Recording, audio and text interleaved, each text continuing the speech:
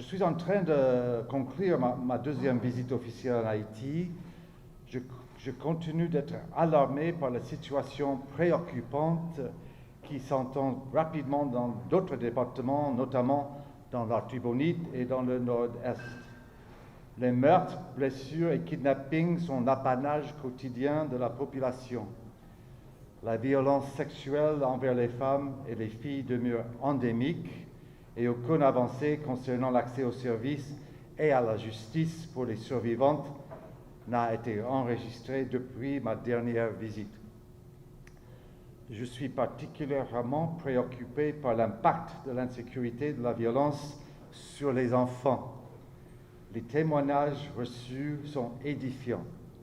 C'est une génération entière qui semble sacrifiée par la violence et l'avenir d'un pays qui est menacé par la situation dramatique de sa jeunesse. J'exhorte les autorités à accorder une attention prioritaire à la situation des enfants. Beaucoup ont subi et continuent de subir de graves violences et de violations de leurs droits. Ils sont aussi victimes de la situation humanitaire catastrophique avec un accès à la santé, à l'eau, à l'alimentation et à l'éducation sévèrement entravé. C'est particulièrement le cas dans les quartiers défavorisés sous contrôle des gangs et désertés par l'État. J'ai reçu de nombreux témoignages indiquant que beaucoup d'enfants souffrent d'émaciation, forme de malnutrition la plus mortelle. Plus de 500 000 jeunes n'ont pas accès à l'éducation. De nombreux enfants de ces quartiers sont recrutés par les gangs, faute d'opportunités ou par peur des représailles. Le système de justice haïtien demeure dysfonctionnel et non adapté pour protéger les enfants en danger et pour juger les mineurs en conflit avec la loi. Le tribunal pour enfants est paralysé.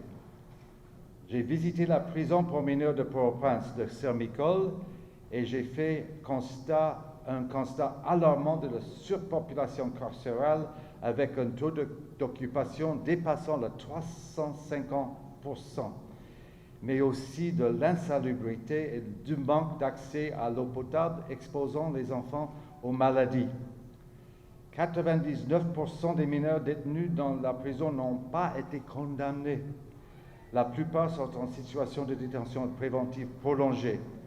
Ils sont incarcérés depuis des années pour vol d'un poule ou de chaussures ou de téléphone sans avoir vu un juge. J'ai néanmoins été encouragé par la mise en place d'une commission intergouvernementale pour permettre de désengorger les prisons. Mais il nous faut des résultats rapidement. La situation des déplacés internes me préoccupe également. Il y a au moins 200 000 personnes déplacées en Haïti. Beaucoup se trouvent dans des conditions de vie inhumaines, sans accès aux services de base, survivant dans des camps de fortune. J'ai reçu des témoignages effroyables d'enfants et de personnes âgées qui dorment à même le sol, près de monticules de déchets et sans accès à l'eau potable. J'ai aussi entendu les témoignages de femmes et de filles qui sont victimes de viols à répétition sans accès aux soins. L'État doit prendre ses responsabilités pour prévenir les violations et les abus des droits humains, mais aussi pour protéger sa population, en particulier les populations les plus vulnérables. J'ai entendu un désir fort pour l'arrivée de la mission multinationale de soutien à la sécurité, la MSS, au sein de la population haïtienne.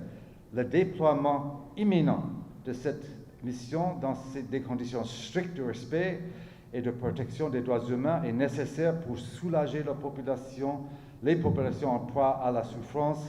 Il néanmoins reste fondamental que cette mission anticipe et prenne les mesures des défis actuels pour réussir son objectif sur le long terme.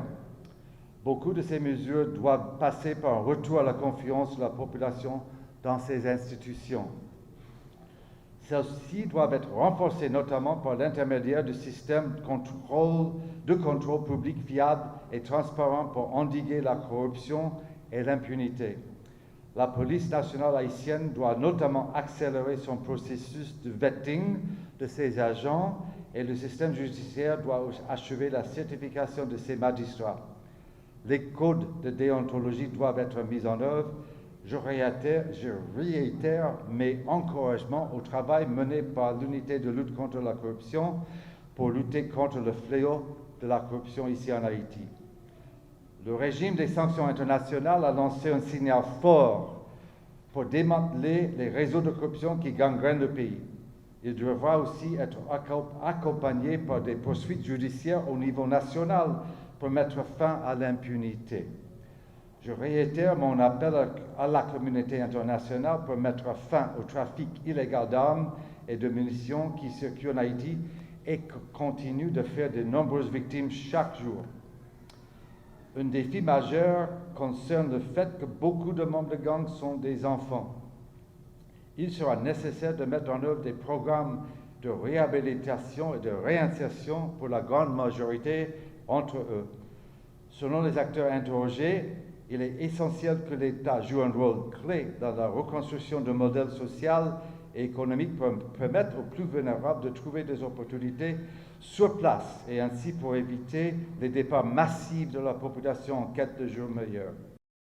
J'ai enfin visité le canal en construction sur la rivière Massac à Wanamint, ainsi qu'à la frontière avec la République dominicaine.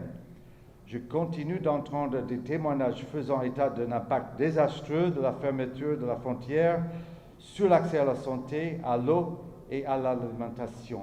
Je réitère mon appel au dialogue et au passage de l'aide afin de protéger la population vulnérable de l'impact humanitaire dramatique de cette mesure.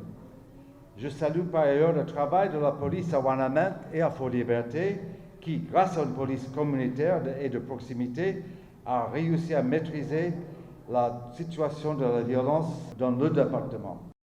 Je ne peux pas donner des dates précises. Ce que je peux dire est que le Kenya a déjà commencé les préparations au Nairobi et ailleurs.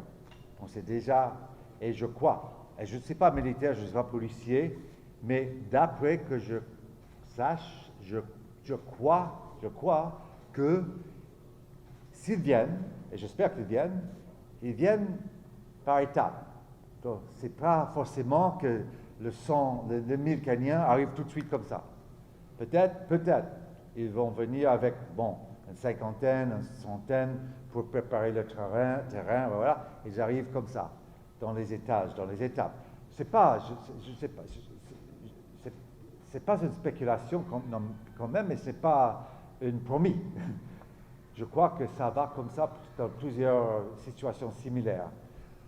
Fin d'année, décembre, janvier, je ne sais pas, je ne peux pas dire. J'espère fort que c'est ça, cette période-là, mais je ne peux pas, j'ai aucune garantie, aucune précision. Ce n'est pas les Nations Unies qui choisit.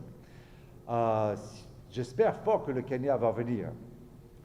Je parle avec les avocats kenyans qui, leur opinion est que ce cas qui conteste le détournement du Kenya va être rejeté par le Cour suprême là-bas. Pourquoi?